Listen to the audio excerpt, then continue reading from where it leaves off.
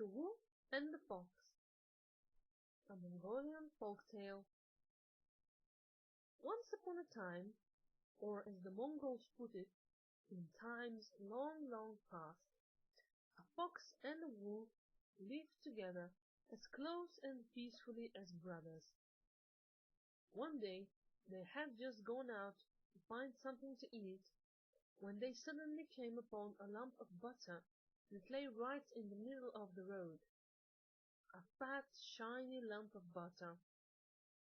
They were just about to share the butter between them, as brothers do, when the Fox said, "If we would eat the butter right here, in the middle of the road, men might come by and take it from us.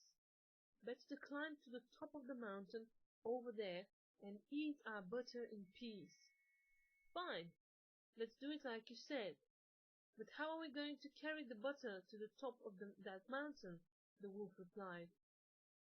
"How are we going to carry this tiny piece of butter? Well, one of us will put it on his back, of course," said the Fox. "But it is the wheezing and groaning which is the really hard part anyway." "Let me carry the butter. You do the wheezing and groaning," the Wolf hurried to say, put the big lump of butter on his back, and started his way up the mountain. "If you insist," the Fox agreed, and he opened his mouth and wildly as it would go and followed the Wolf, wheezing and groaning loudly the whole way.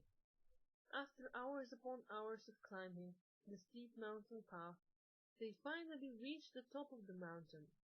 The Wolf was just putting down the butter, which had left shiny traces in his fur, when the Fox said, "It is a bad idea to share the butter when the piece is so tiny to begin with. Only one of us should eat it." "And which one of us should eat it?" the Wolf asked. The Fox replied, "Whoever is older, of course. How old are you?" The Wolf wanted to outsmart the Fox, so he could eat the butter by himself, and so he said, "When I was just a little cub, the summer mountain was but a small hump amidst the rolling hills of the steppe, and the milk sea was just a tiny puddle." The Wolf had not even quite finished his tale when the Fox suddenly broke down in tears. The Wolf thought he was crying because he had lost the butter to the Wolf, who was after all as old as the mythical Somber Mountain and the mythical Milk Sea. But out loud he still asked, "Why are you crying?" "Oh, I just miss my three cubs.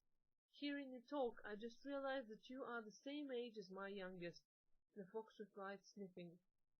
Now the Wolf felt deeply ashamed of having tried to trick his elder.